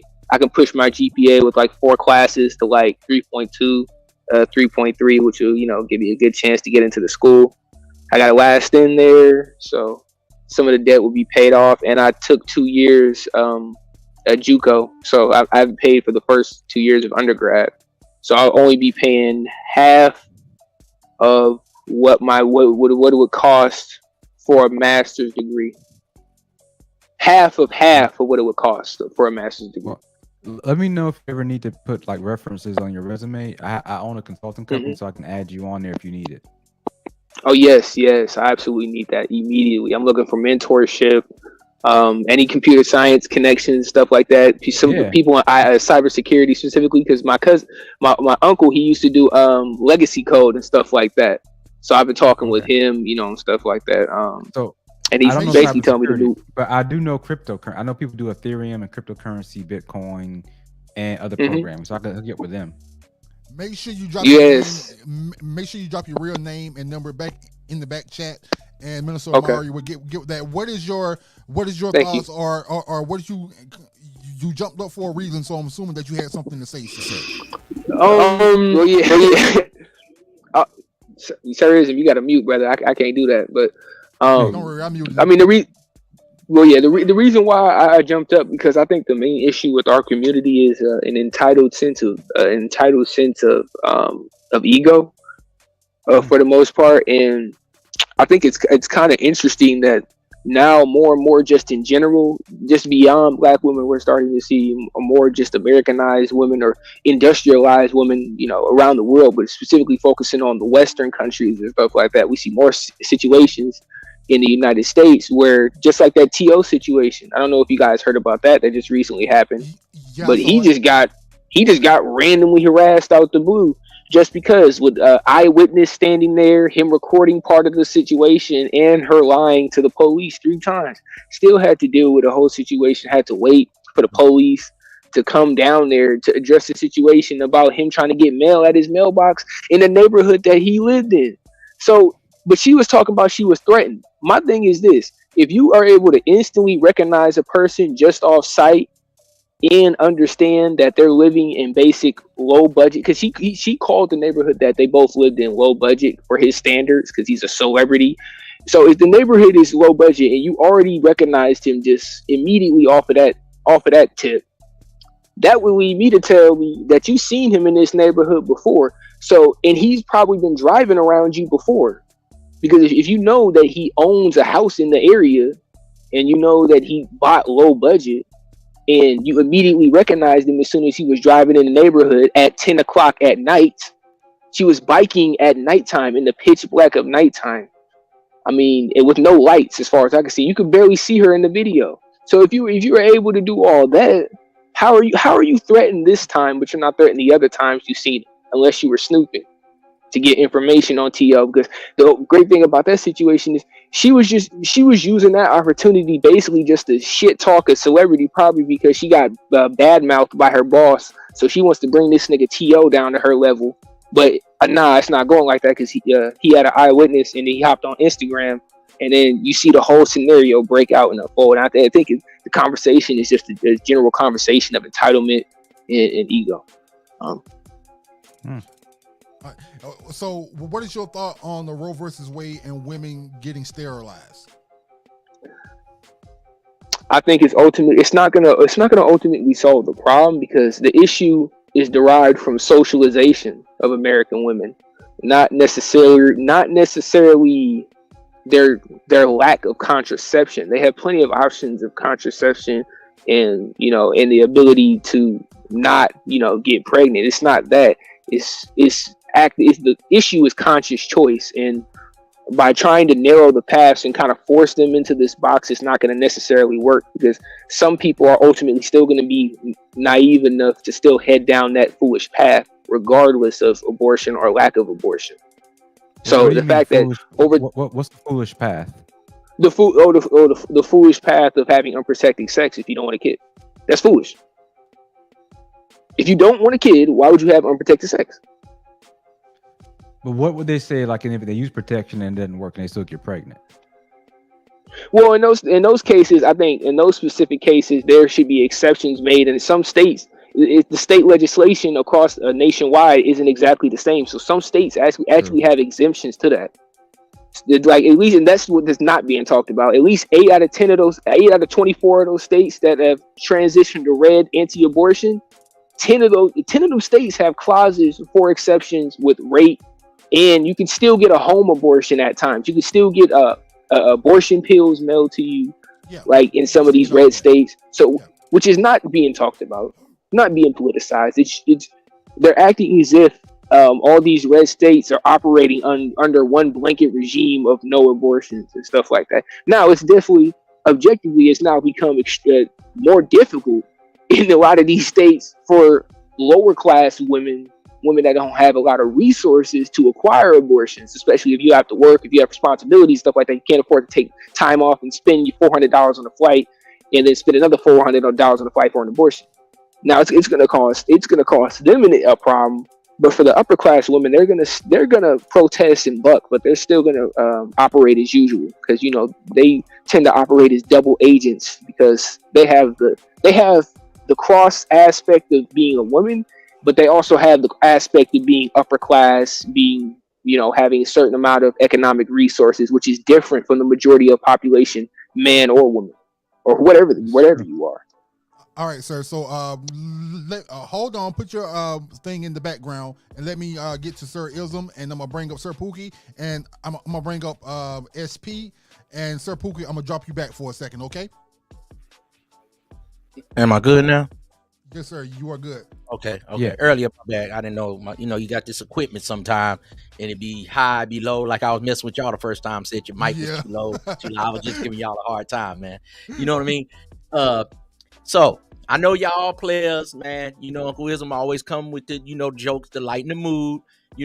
Amari, his ears were standing at attention like a red-nosed pit bull with his ears cut. He was at attention when BGS was here. He was ooh, ooh, ooh. He couldn't even say one word. He was in awe. Love him. And then Jim and I over there. Jim and I went to the back. He got his pad and pen and all that. When BGS talks, people listen. Okay. Well, I can start doing that too. You need to listen to Uncle Ism. Okay. In 1355 BC, a man used to be a man and tell a woman to shut the hell up. Okay, so all you brothers, all these doctors, PhDs, and all, I got a PhD picking a degree. So you need to know some social skills too. I know y'all got all y'all analytics. You got your credit score. You got your PhD. You got all the social lights. I went to Cambridge and MIT and ITM. You got all that, but you still can't pick a woman. See, that's where you got to come to Uncle Ism and get your man-alytics. See, I'm going to help you with your man-alytics. See, that's why Pastor like me, because I speak his language. See, that's why his ears is up like a red-nosed pit bull when Ism talk, like how you was with BGS, because he speak your language, all that social, you can't all leave that, him unsupervised the too social long. Dynamic of the infrastructure of the reason the Democrats, the Republicans, and gas prices is still higher than they was 2 years ago. House prices is still going up. You better learn how to play the game and get you a woman, like I say, for your man-alytics. And then y'all brothers listen to BGS for your analytics. I was selling door-to-door newspapers at 12. So you learn how to get the door shut in your face. You learn how to get up and keep going. See, and you dudes be thinking, I got where did you get your divinity degree from? You sound like a minister. You sound like a pastor. You sound like a preacher. Pastor Ism. You should go check out some of my past. A retired minister too. They voted him off the board. Hold one second. KP, sir. Sir, are you ready, sir? They voted him off the board. Hey, why you should have let Deacon do wrong keep going, man. Let him go. Come on, man. I ain't did nothing wrong, no player. I ain't did nothing wrong. I'm just messing with you, sir. Go ahead. I'm analytics, man. I'm lacing their boots because BGS come on here and he get to talking and all this. We're struggling screaming, y'all. And all this stuff and Dr. Thunder and all these green gorillas. But Sir Ism. They just want you to get to your point, bro. Go ahead. Well, my point is that they got all of these degrees and all of this stuff. Y'all. But some of these dudes be having sexless marriages. Don't think just because you get all these paperworks that these pink people give you that it's going to make a woman submit. You still got to have your man-alytics. This is what I'm telling you. So it's one side with the books and the other side with the man-alytics, your social skills, and you marry the two, and that's when you're going to be a cold player. I'm trying to help you, brothers. I just bring it with a little laughter, a little humor. Now, I can sit here and talk like BGS in 1673, the socials. So I want to change the voice. Listen, sorry. We get you talking to Pip and Ken talking. What you gotta say, KP? I ain't saying one word about no pimping. I'm just talking about man-alytics that these guys, these spaces speak because they got degrees that women gonna submit. No. That's another layer. Well, look, I got a degree and I could talk. Sir Ism. I didn't hear nobody allude to that at all. I understand what you're saying, brother. But at the end of the day, for a black man to have to be Black Panther to get submission is ridiculous. I mean, you're saying master the two of these things up in the same space and then you get submission. But my roofer got it. Wait, hold on, sir. My roofer got to put my roof on when I paid him a few grand, him and his squad last month when they put the roof on. I paid them $5 or $6 grand. They put the roof together. They all split the money. They went back home.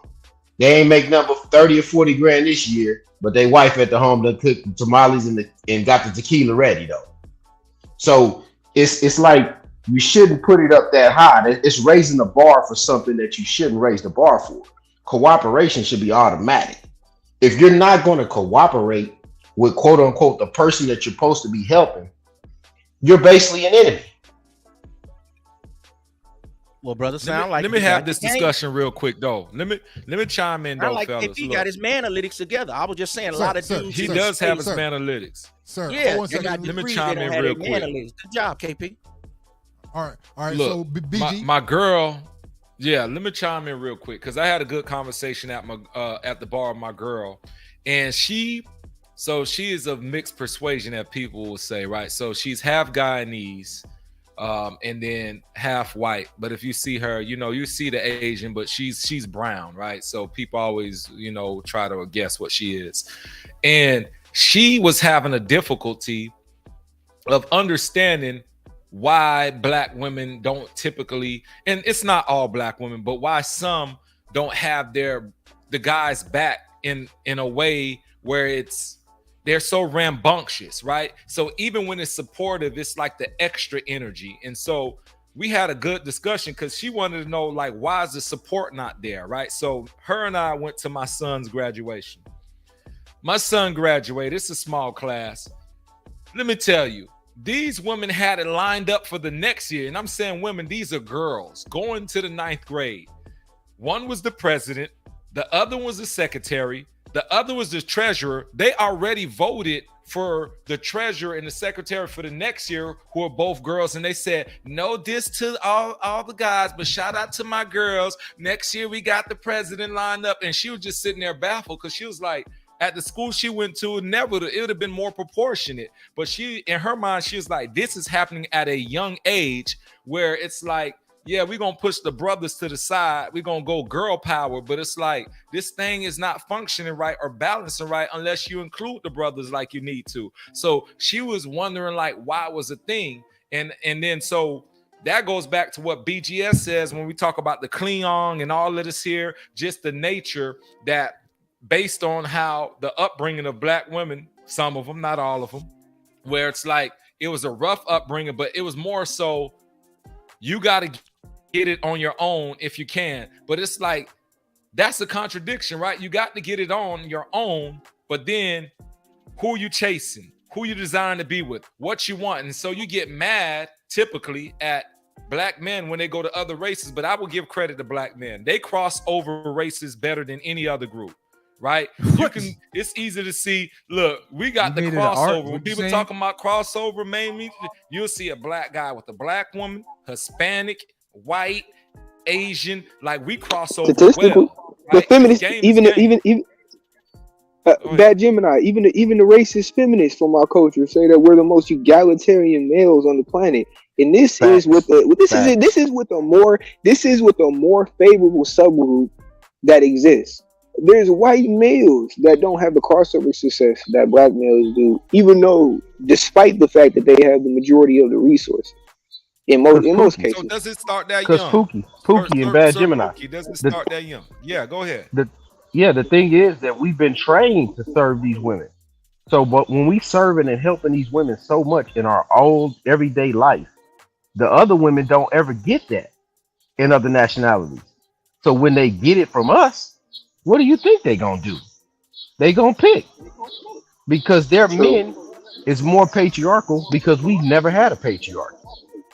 I'm married to a black woman, all black kids, but I see the difference when I see other guys. My wife is fine. My wife does everything I need her to do, but I see other guys that, like Pookie I put in the background. My son was a senior last year, graduated last year. Some of his coaches were former college graduates, but their wives was mostly either Hispanic or Caucasian.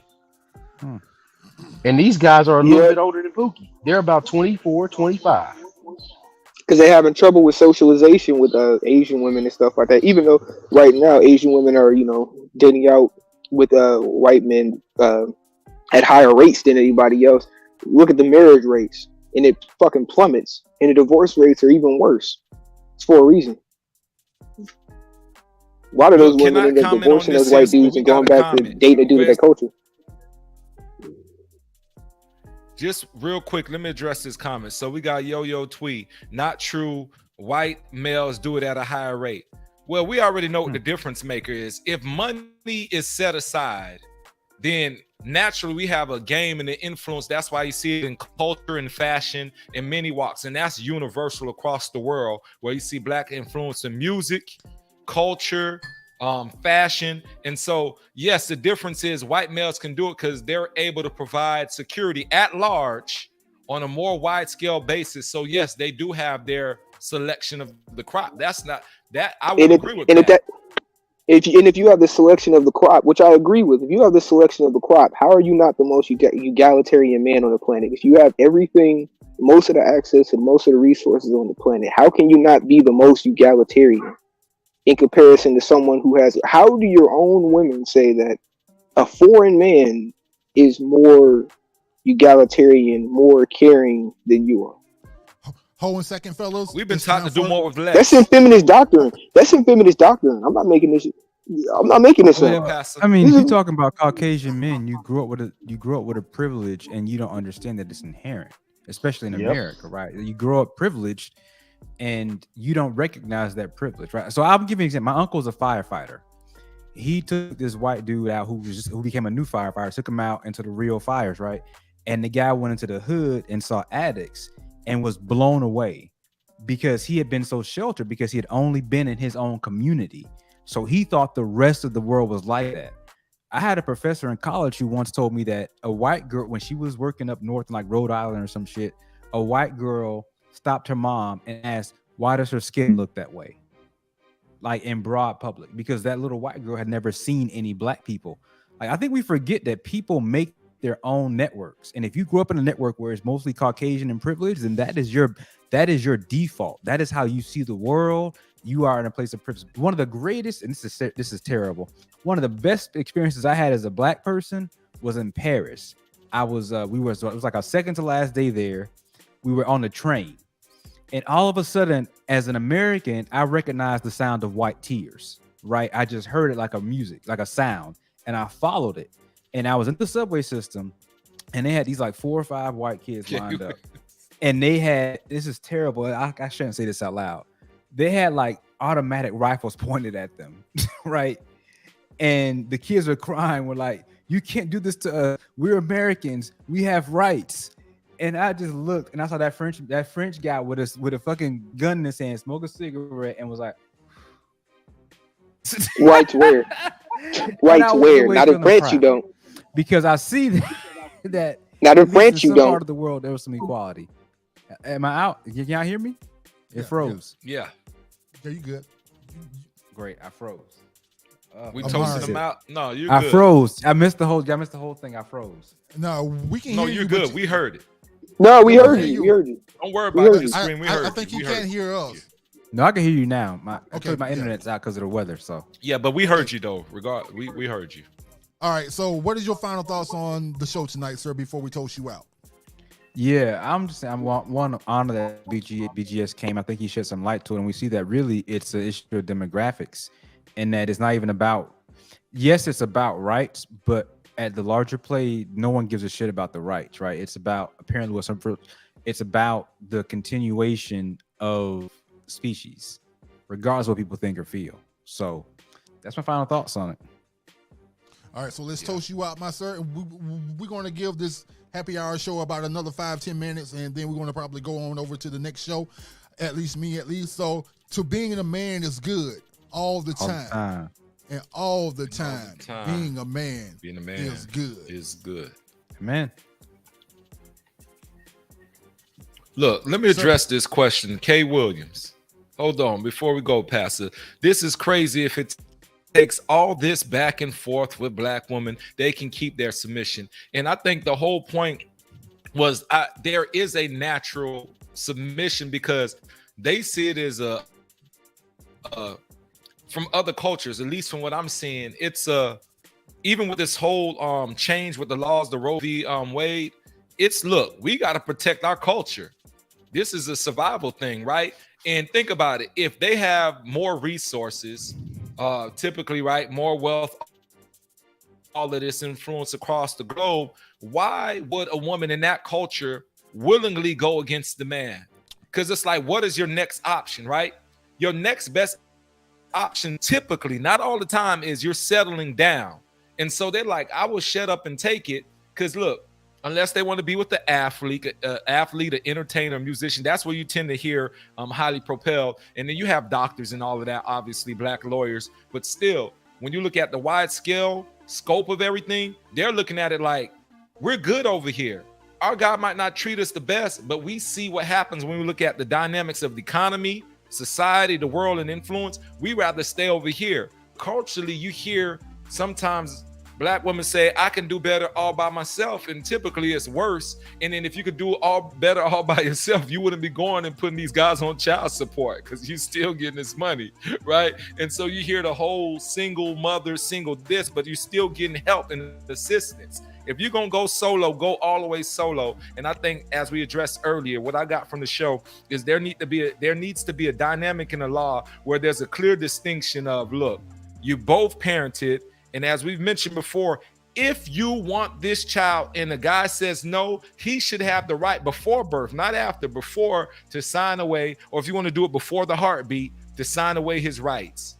And he shouldn't be held accountable. But we know it's going to be a hard push for things like that to happen. And so it's interesting to hear about those 20 states that BGS brought up where they're now implementing, or they've had it and they're considering that, because it's really going to change the game when you talk about male, because we are second-class citizens to our own children. And I think it needs to be, look, I'm a father too, so I see the good and the bad of it. I love my kids, but there are certain instances where I'm like, you look at the law and they don't do the recon. The mother could be a misfit, but it's not like the old day. Nobody came knocking on the door to make sure that my ex was a viable mother on her own, right? It's just, you get the children. And I think that needs to be addressed too. Coming and making sure we have viable candidates, because a lot of these women fight for the kids. And then if the court were to actually go knock on their doors and see the situation, they'll be like, we made a mistake in this whole situation. But they're not going to do that, because the default is the woman gets the rights, right? They're not going to actually, and even then, like, she has to be doing so terrible and so horrible that there's no way that the kids can survive with her.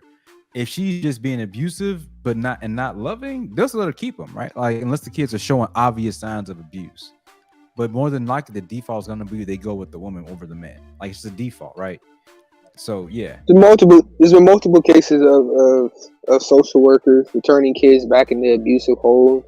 And that's how these kids get lost in the system. They just end up getting abused over and over and over again, end up lashing out against the parents. Social work gets contacted. They get moved out the house. They moved with some family, and they end up back there. But because the social worker, it's a numbers thing, right? Like there are only so many cases you can work, and they're overloaded. So it's like, how many?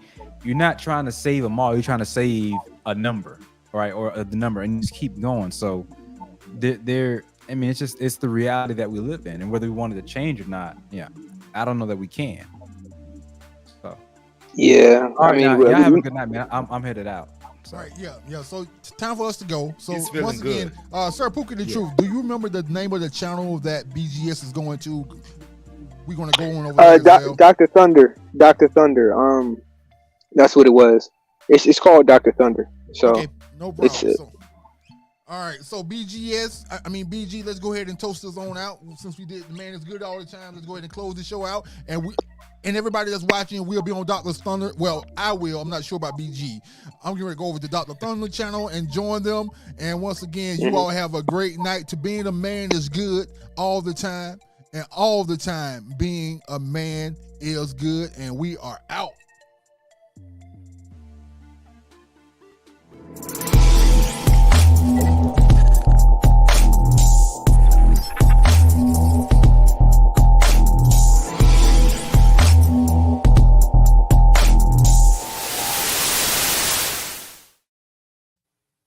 So, man, what's your thoughts on the show tonight?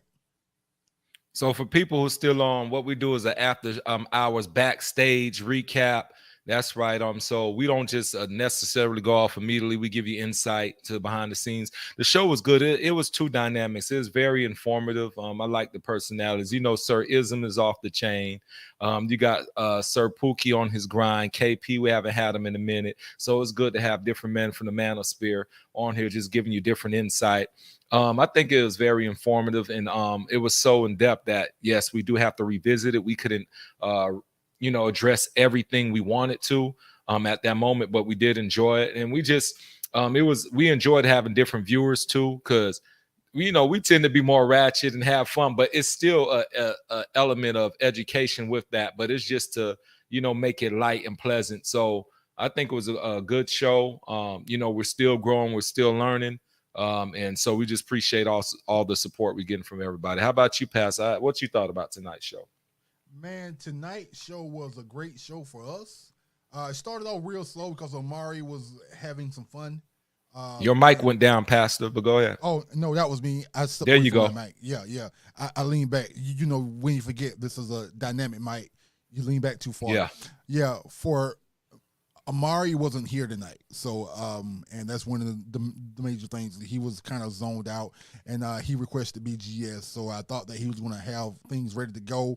And that kind of threw me off because I only had a limited script and things that I was going to do for the show. So it was just like trying to, because he's supposed to have like 2 or 3 questions. So I had to try to drum up things and get that going. So that wasn't a fun thing for me at that point in time, because once again, my job is to keep the show going and keep the show lively and fun, in which I think we kind of missed the mark at the beginning.